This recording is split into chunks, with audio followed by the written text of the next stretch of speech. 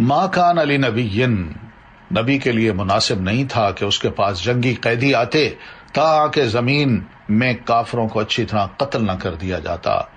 تم دنیا کا مال چاہتے ہو جبکہ اللہ تمہارے لیے آخرت چاہتا ہے، اور اللہ ہی غالب اور حکمت والا ہے۔ یہ میدان بدر میں 70 آدمی جو گرفتار ہوئے تھے ان کے بارے میں آپ نے مشورہ کیا تھا۔ جناب ابوبکر صدیق رضی اللہ تعالیٰ عنہ نے فرمایا کہ اللہ کے رسول، یہ اپنے لوگ ہیں، قریشی ہیں، ان کے ساتھ احسان کیجیے اور فدیہ لے کے ان کو چھوڑ دیں، ہو سکتا ہے ان کے دلوں میں اسلام بیٹھ جائے اور یہ کل کو مسلمان ہو جائیں۔ پھر سیدنا عمر سے مشورہ کیا، انہوں نے کہا نہیں اللہ کے رسول، یہ ناسور لوگ ہیں، آپ کے دشمن، اللہ کے دشمن، دین کے دشمن، یہ تو آج ہمارے قابو ہیں۔ میری رائے یہی ہے کہ آپ ایسا کریں کہ یہ میرا چچا ہے، اس کو میرے حوالے کریں، اور وہ فلاں کا بھائی ہے، اس کو اس کے حوالے کریں، اور ہم سب خود ہی اپنے ان رشتہ داروں کو جو آج دشمن بن کے آپ کے اللہ کے رسول کے بن کے میدان میں آئے ہیں اور قید ہوئے ہیں، ہم ان کی گردنیں اڑا دیں۔ نبی علیہ الصلوۃ والتسلیم نے سیدنا ابوبکر صدیق رضی اللہ تعالیٰ عنہ کی رائے کو پسند کیا، اور اس موقع پہ آپ نے قیدیوں سے فرمایا کہ تمہاری آزادی یہی ہے کہ جو پڑھے لکھے لوگ ہیں ہمارے بچوں کو لکھنا پڑھنا سکھا دیں۔ غیر مسلم سے لکھنا پڑھنا سیکھا جا سکتا ہے، ایسا کوئی مسئلہ نہیں، بشرطے کہ خود بھی ماں باپ اپنی اولاد کو بہت حد تک تعلیم دینے کے قابل ہوں۔ تو بہرحال یہ فیصلہ ہوا، اللہ تعالیٰ نے یہ آیت اتاری کہ نبی کے لیے مناسب نہیں تھا۔ تو دنیا کو اللہ تعالیٰ نے عرض سے تشبیہ دی ہے، تریدون عرض الدنیا، یعنی یہ فدیہ کا مال لے کے جو تھوڑا سا فائدہ ہے، اور عرض کہتی اس کو ہے کہ فائدہ اٹھانے کی جس میں انتہائی کم مدت ہوتی ہے، کیونکہ عارضی چیز ہوتی ہے نا، تو منع کیا۔ پھر دنیا کی مثال اللہ تعالیٰ نے کھانے کی طرح دی ہے۔ آپ فرماتے ہیں، نبی علیہ الصلوۃ والتسلیم نے فرمایا ہے کہ ابن آدم کا کھانا دنیا کی مثال قرار دیا گیا ہے کہ اس کو کتنا ہی ذائقہ دار بنا لو، یہ دیکھو کہ اس کا انجام کیا ہوتا ہے۔ وہ کھانا پیٹ میں جائے پھر اس کا کیا انجام ہوتا ہے۔ لولا کتاب من اللہ، اگر ایسا ہونا پہلے سے نہ لکھا جا چکا ہوتا تو جو کچھ تم نے فدیہ ان قیدیوں سے لیا ہے اس کی پاداش میں تمہیں بہت بڑی سزا دی جاتی۔ نبی علیہ السلام روتے تھے یہ آیت سن کے کہ اللہ تعالیٰ نے اس قدر اس چیز کو ناپسند کیا ہے۔ اس لیے جناب فاروق اعظم رضی اللہ تعالیٰ عنہ، ان کے بارے میں یہ سبھی جانتے تھے کہ یہ ان کے لیے ایک ٹائٹل بنا لیا تھا ناطق وحی، یہ بولتے ہیں تو اللہ تعالیٰ ان الفاظ کو وحی میں ڈھال کے نبی علیہ السلام پر اتار دیتا ہے۔ اس لیے آپ فرمایا کرتے تھے اگر میرے بعد کوئی نبی ہوتا تو ضرور عمر ہوتے، مگر کوئی نبی نہیں ہے اس لیے عمر نبی نہیں ہو سکتے۔ فَكُلُوا مِمَّا غَنِمْتُمْ حَلَالًا طَيِّبًا، جو کچھ تم نے بطور غنیمت مال حاصل کیا ہے تم اسے کھا سکتے ہو، یہ حلال اور پاکیزہ ہے، اور اللہ سے ڈرتے رہو، اللہ یقیناً معاف کرنے والا اور رحم کرنے والا ہے۔ تو مال غنیمت کے بارے میں فرمایا آپ کھل کے کھاؤ۔ یا ایھا النبی، اے نبی جو قیدی آپ لوگوں کے قبضہ میں ہیں انہیں کہہ دیجئے اگر اللہ نے تمہارے دلوں میں کچھ بھلائی دیکھی تو جو کچھ مال وغیرہ تم سے چھن چکا ہے اس سے بہتر عطا کر دے گا اور تمہیں معاف کر دے گا، اور اللہ معاف کر دینے والا اور رحم کرنے والا ہے۔ دیکھیے قیدیوں کے ساتھ کتنا اچھا سلوک ہے، کیا امید دلا دی ہے۔ وَإِن يُرِيدُوا خِيَانَتَكَ، اور اگر وہ آپ لوگوں سے خیانت کا ارادہ رکھتے ہوں، یہی قیدی کہ چلیں ٹھیک ہے جی فدیہ دے کے ایک دفعہ چھوڑیں تو صحیح، پھر نمٹیں گے ان سے، تو اس سے پیشتر بھی وہ اللہ تعالیٰ سے خیانت کر چکے ہیں جس کی سزا انہیں یہ ملی کہ وہ آپ کے قبضہ میں آ گئے۔ واللہ علیم حکیم، اور اللہ سب کچھ جاننے والا اور حکمت والا ہے۔ ان الذین آمنوا وہاجروا وجاہدوا باموالہم وانفسہم فی سبیل اللہ، جو لوگ ایمان لائے اور ہجرت کی، یہ وہ مسلمان جو ہجرت کر کے مکہ سے مدینہ آئے اور اللہ کی راہ میں اپنے اموال اور جانوں سے جہاد کیا، اور وہ لوگ جنہوں نے ان مہاجرین کو پناہ دی یعنی انصار مدینہ نے اور ان کی مدد کی۔ دیکھیے مل جل کے کیسے کام ہوتے ہیں، یہ سب ایک دوسرے کے ولی ہیں، ایک دوسرے کو دل سے چاہنے والے ہیں، دوست ہیں۔ اور جو لوگ ایمان تو لائے لیکن ہجرت نہیں کی، مکہ میں ہی رہ گئے، ان سے تمہاری دوستی کا کوئی تعلق نہیں جب تک کہ وہ ہجرت کر کے نہ آ جائیں۔ وہ وہیں رہیں گے تو ٹھیک ہے، ہم کوئی ذمہ دار نہیں ہیں، ہاں ہجرت کر کے قربانی دیں، آئیں، پھر تم ان کے ساتھ اپنی دوستی رکھو، چاہے وہ تمہارے رشتہ داری کیوں نہ ہو۔ اور اگر وہ دین کے بارے میں تم سے مدد طلب کریں تو تم پر ان کی مدد کرنا لازم ہے۔ ہاں اگر وہ یہ کہیں کہ ہم اتنے مجبور ہیں اور ہمیں مجبور کیا جا رہا ہے تو پھر تم مدد کرو، مگر کسی ایسی قوم کے خلاف نہیں جن سے تمہارا معاہدہ ہو چکا ہو، اس میں پھر اسی مسلمان کا قصور ہے۔ اور جو کچھ تم کرتے ہو اللہ اسے دیکھ رہا ہے۔ والذین کفروا بعضهم اولیاء بعض، اور جو نہیں مانتے وہ ایک دوسرے کے وارث بھی ہیں، دوست بھی ہیں۔ اگر تم ایسا نہ کرو گے تو ملک میں فتنہ اور بڑا فساد برپا ہو جائے گا۔ بس سمجھو، اپنے اندر کے لوگوں کو اور باہر کے لوگوں کو سمجھو، بس پھر پتہ چلتا ہے کہ کون سی دوستی فائدہ مند ہوتی ہے اور کون سی دوستی نقصان دہ ہوتی ہے۔ والذین آمنوا وہاجروا وجاہدوا فی سبیل اللہ، اور جو لوگ ایمان لائے اور ہجرت کی اور اللہ کی راہ میں جہاد کیا، اور جن لوگوں نے انہیں پناہ دی، یہی انصاری، اور ان کی مدد کی، یہی لوگ حقیقی مومن ہیں، ان کے لیے بخشش اور عزت کا رزق ہے۔ سب مہاجر اور سب انصار، ان کو اللہ فرماتے ہیں اولئک ھم المؤمنون حقا، یہی لوگ حقیقی مومن ہیں، پکے مومن ہیں۔ والذین آمنوا من بعد وہاجروا، اور جو لوگ ہجرت نبوی کے بعد ایمان لائے اور ہجرت کر کے مدینہ آ گئے اور تمہارے ساتھ مل کر جہاد کیا، وہ بھی تم میں شامل ہیں، وہ بھی تمہارے دوست ہیں، مگر اللہ کے نوشتہ میں خون کے رشتہ دار ایک دوسرے کے زیادہ حقدار ہیں۔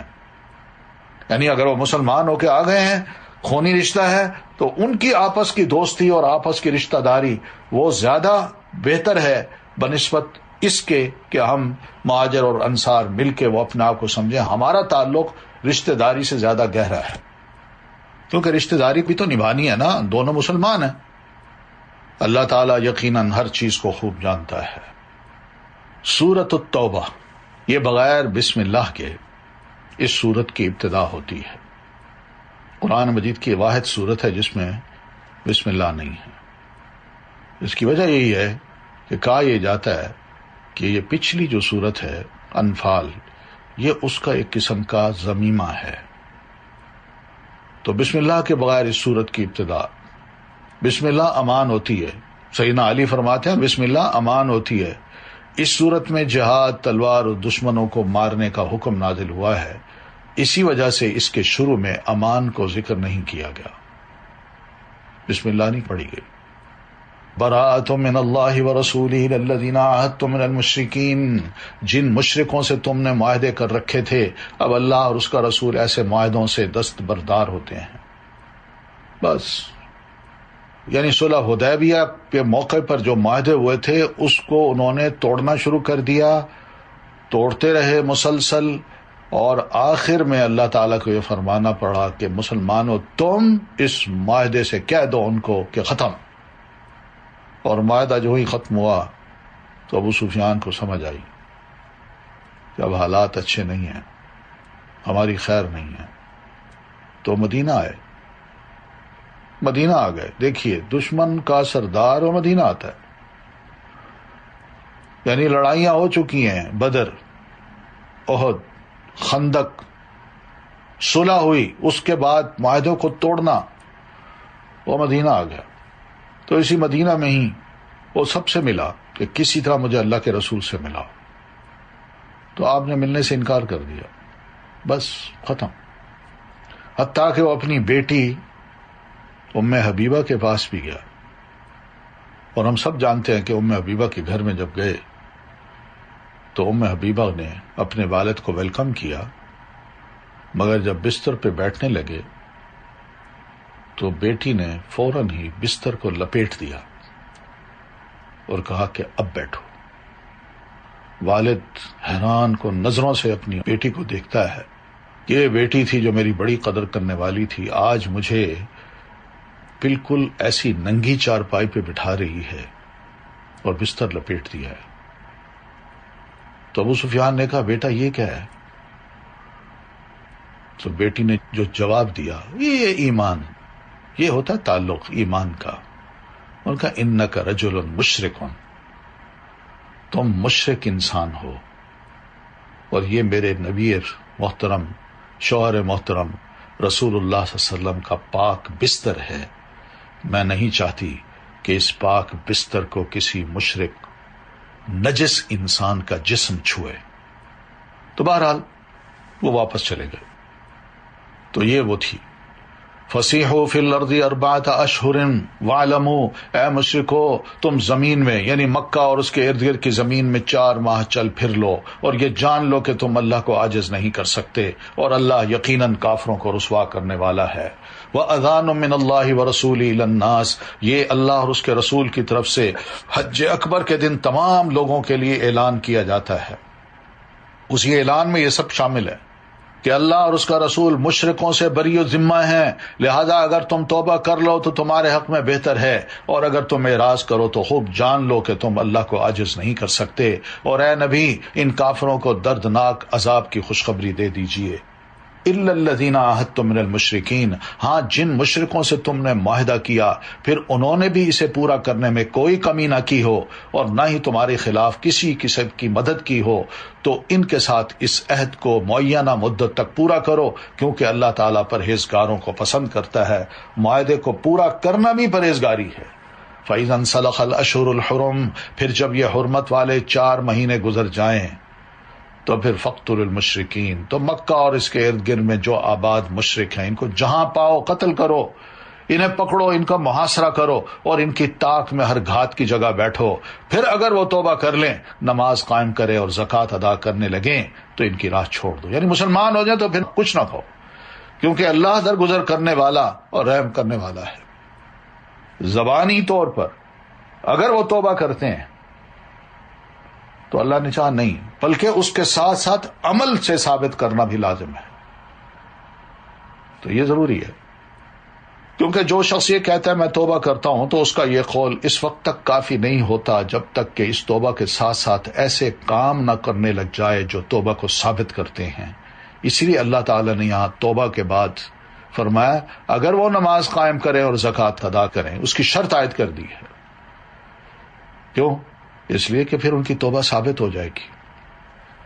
تو نماز کے ساتھ زکوٰۃ کا ذکر بھی کیا ہے۔ نماز کے بعد زکوٰۃ کا بھی درجہ ہے۔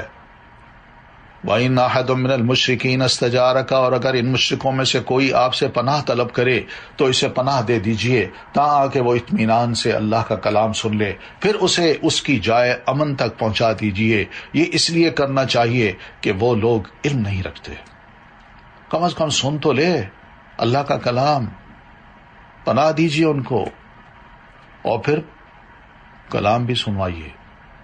قرآن سنے گا، ہو سکتا ہے کہ اس کے دل کی حالت پلٹ جائے۔ کبھی غور سے سنتے نہیں نا لوگ، اس لیے تو خام لوگ مخالفانہ باتوں کے قائل ہو جاتے ہیں، مگر کلام اللہ سن کے قائل نہیں ہوتے۔ ایک دفعہ سنے تو صحیح۔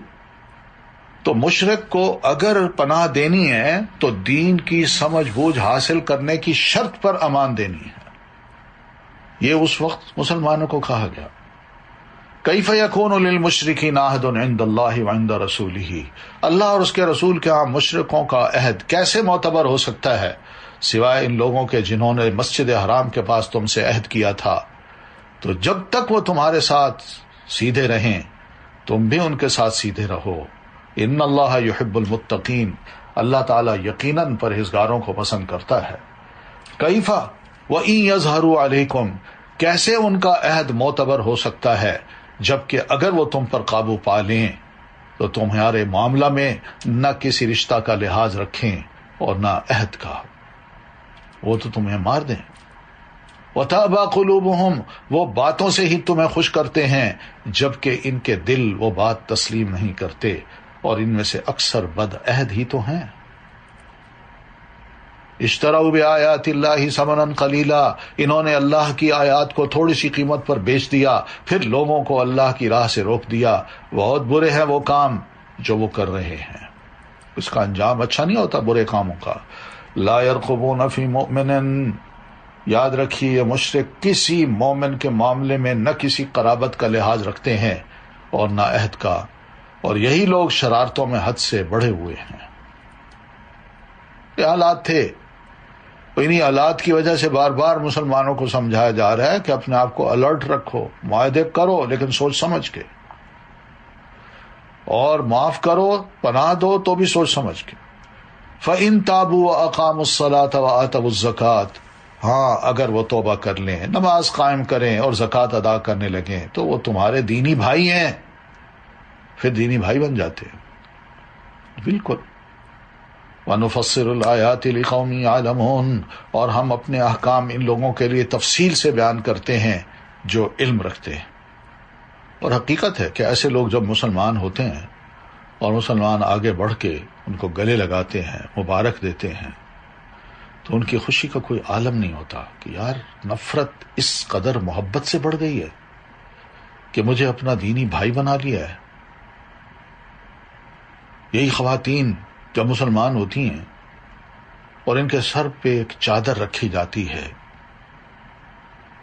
اور پھر اس کے بعد اس کی مسلمان خواتین اس کو جب ملتی ہیں اور اس کو اپنا بہن سمجھ کے گلے لگاتی ہیں، تو اپنی اس محبت کو دیکھتی ہے تو رونے لگ جاتی ہے۔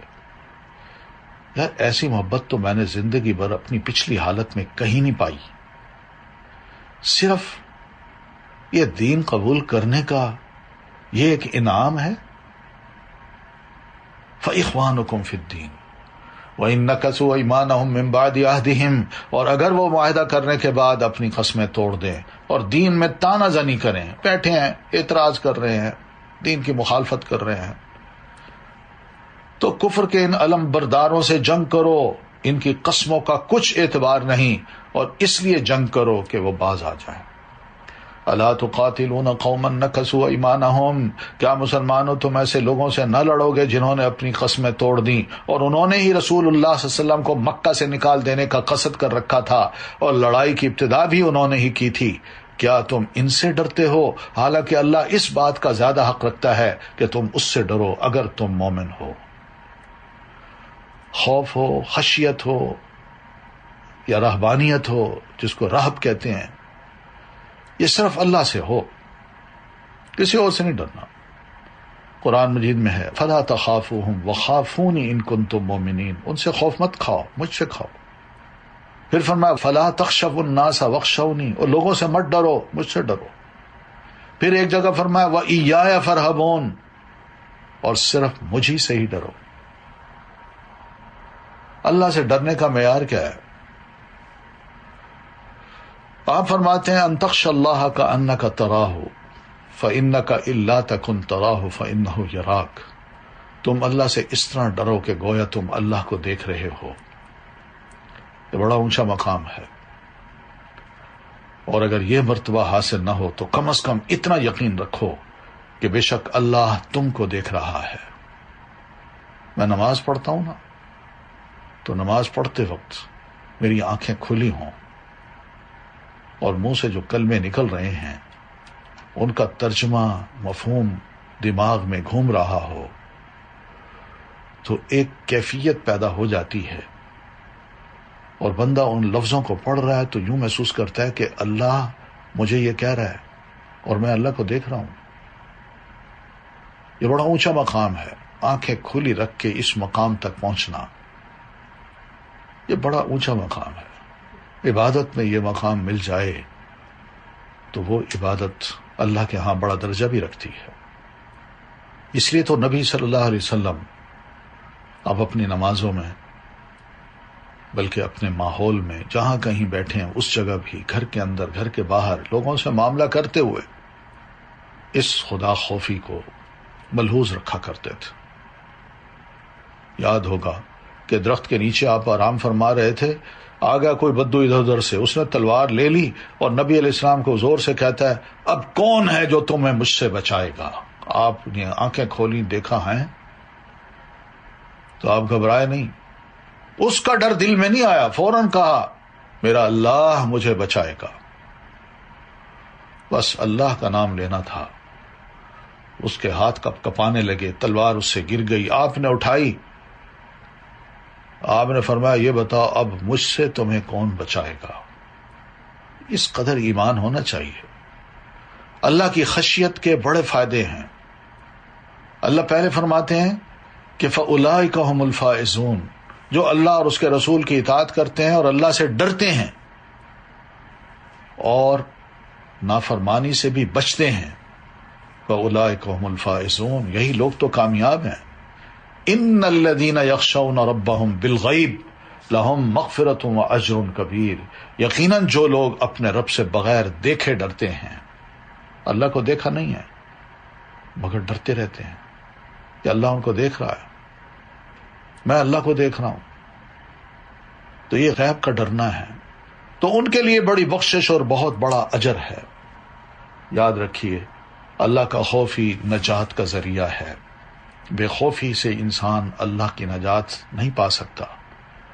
آپ فرماتے ہیں ثلاث منجیات، تین چیزیں نجات دینے والی ہیں، خشیت اللہ فی السر والعلانیۃ، ان میں سے ایک یہ ہے کہ چھپے اور ظاہر میں اللہ کا خوف بندے کے دل میں ہو۔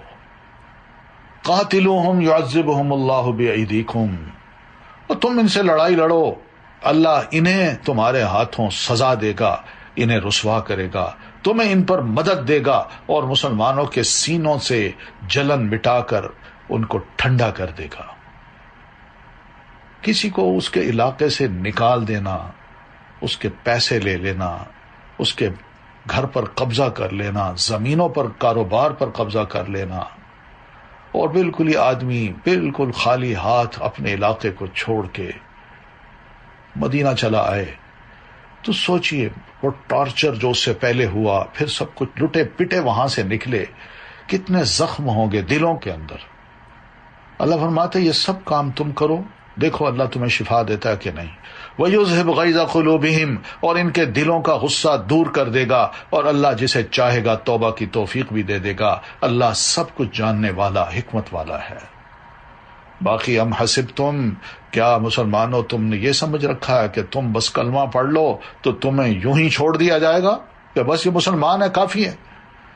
وَلَمَّا يَعْلَمِ اللَّهُ الَّذِينَ جَاهَدُوا مِنْكُمْ، جبکہ اللہ نے ابھی تک یہ معلوم ہی نہیں کیا کہ تم میں سے کن لوگوں نے جہاد کیا، اور اللہ اس کے رسول اور مومنوں کے سوا کسی کو اپنا دلی دوست نہیں بنایا۔ اللہ تو ابھی یہ جج کرنا چاہتا ہے، چیک کرنا چاہتا ہے، اور جو کچھ تم کرتے ہو اللہ اس سے خوب واقف ہے۔ ٹیسٹ تو ہونا ہے تھوڑا سا، اور یہ طریقہ ہے۔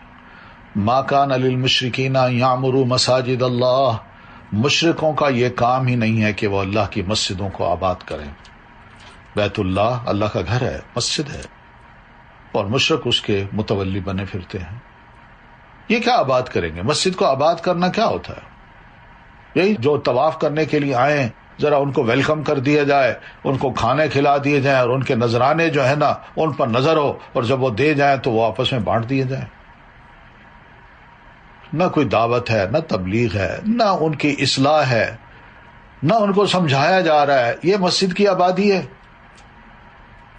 تو اللہ فرماتا ہے مشرکوں کا یہ کام نہیں کہ وہ اللہ کی مسجدوں کو آباد کریں، وہاں تو وہ شرک کرتے ہیں، وہ تو انہوں نے نصب کیے ہوئے ہیں۔ جو لوگ آئیں گے مسجد میں وہ تو صرف اللہ کے آگے جھکیں گے، اس کے حضور سجدے کریں گے، اسی سے مانگیں گے، وہ تو خود اپنے آپ پر کفر کی شہادت دے رہے ہیں۔ یہی مشرکین مکہ، رکھوالے بیت اللہ کے سو کالڈ، یہی لوگ ہیں جن کے سب اعمال ضائع ہو گئے اور وہ ہمیشہ دوزخ میں رہیں گے۔ سنو، انما یعمر مساجد اللہ، اللہ کی مساجد کو آباد کرنا تو اس کا کام ہے جو اللہ پر اور آخرت کے دن پر ایمان لائے، نماز قائم کرے، زکوٰۃ ادا کرے، اور اللہ کے سوا کسی سے نہ ڈرے۔ امید ہے کہ ایسے ہی لوگ ہدایت یافتہ ہوں گے۔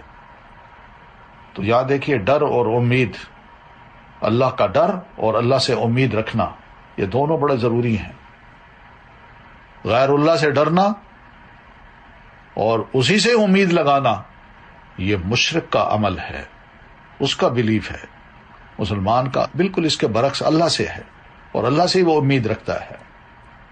اجعلتم سقایت الحاج و عمارت المسجد الحرام، کیا مکی لوگوں تم نے حاجیوں کو پانی پلانے اور مسجد حرام کو آباد کرنے کو اس شخص کے کام کے برابر بنا دیا جو اللہ پر اور آخرت کے دن پر ایمان لائے اور اللہ کی راہ میں جہاد کرے؟ دونوں کبھی بھی برابر نہیں ہو سکتے. لا یستوون عند اللہ، اللہ کے نزدیک یہ برابر نہیں ہو سکتے اور اللہ ظالموں کو سیدھی راہ نہیں دکھاتا. تو مومنوں کی اللہ تعالی نے تعریف کر دی اور ان کو بتایا کہ تم تو خود کہتے ہو ہم اللہ کے ساتھ دوسروں کو شریک کرتے ہیں، یہ بہت بڑا کفر ہے. بتوں کی تم عبادتیں کرتے ہو.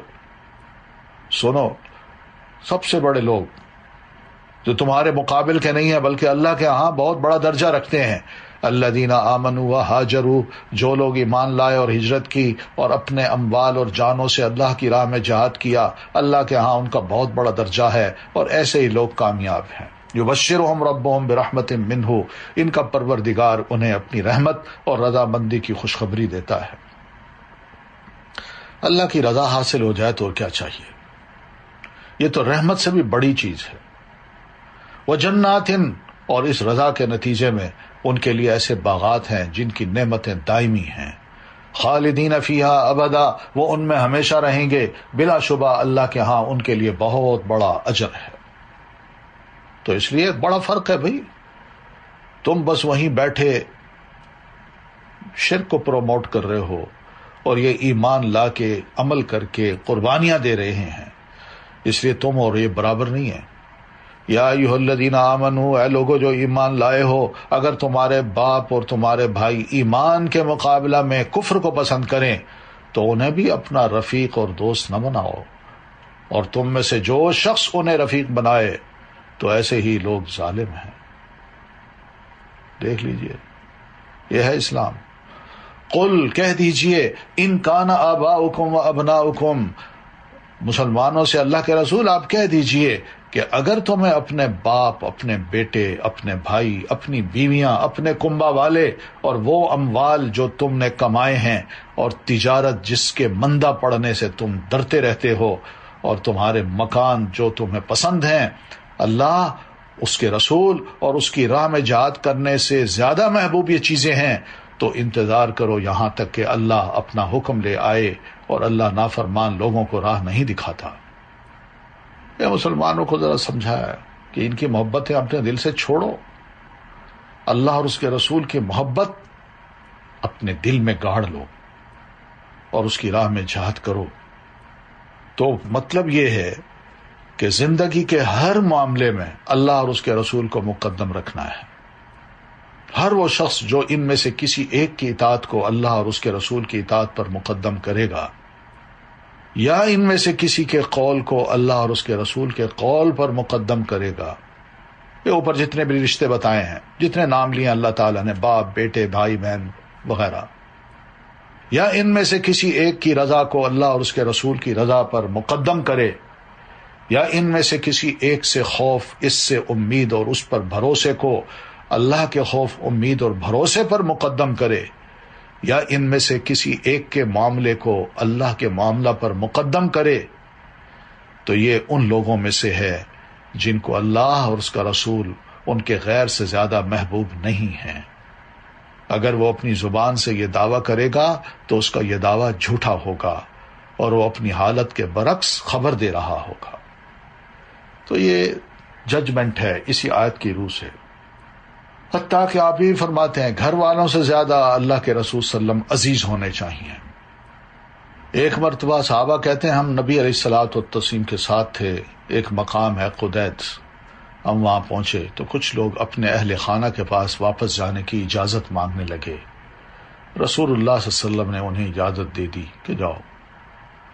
پھر کھڑے ہو کر اللہ کی حمد و ثنا بیان کی اور فرمایا لوگوں کو کیا ہو گیا ہے کہ انہیں درخت کے اس حصے سے جو اللہ کے رسول کے قریب ہے دوسرے حصے کی نسبت زیادہ نفرت ہے. اس وقت ہم نے سب لوگوں کو روتے ہوئے دیکھا. پھر ایک آدمی کہنے لگے، یہ ابو بکر رضی اللہ تعالیٰ عنہ تھے، کہ اب کے بعد جو شخص آپ سے جانے کی اجازت مانگے گا وہ بے وقوف ہی ہوگا. اس پر آپ صلی اللہ علیہ وسلم نے فرمایا الحمدللہ، اور فرمایا میں گواہی دیتا ہوں کہ جو شخص اس پر مرے کہ وہ صدق دل کے ساتھ لا الہ الا اللہ کی اور میرے اللہ کے رسول ہونے کی گواہی دے، پھر وہ سیدھا رہے تو وہ جنت کے راستے پر ہے. تو رسول اللہ سے زیادہ گھر مال، جو لوگوں نے کہا نا جی ہمیں تھوڑا سا گھر واپس آنے دیں، تو اس موقع پہ آپ یہ فرماتے ہیں مال، اولاد اور تمام لوگوں سے زیادہ محبت اللہ کے رسول صلی اللہ علیہ وسلم سے کرنی چاہیے. آپ فرماتے ہیں والذی نفسی بیدہ لا یؤمن احدکم حتی اکون احب الیہ من والدی وولدہ، اس ذات کی قسم جس کے ہاتھ میں میری جان ہے، تم میں سے کوئی اس وقت تک مومن نہیں ہو سکتا جب تک کہ میں اس کے والد اور اس کی اولاد سے بھی زیادہ اس کا محبوب نہ بن جاؤں. یہ آپ صلی اللہ علیہ وسلم کے ارشادات ہیں. بھائی ہونی چاہیے محبت اللہ کے رسول صلی اللہ علیہ وسلم سے سب سے زیادہ، اور یہ محبت یہی ہوتی ہے جو آپ نے کہا بندہ اس کو ترجیح دے، جو ماحول، برادری اور اس طرح کی بہت سی اور چیزیں مجبور کرتی ہیں، پیئر پریشر، اس کو نہ دیکھے. اللہ کے رسول کی محبت کو، آپ کے فرامین کو، آپ کے ارشادات کو، آپ کی اطاعت کو ترجیح دے ہر صورت میں.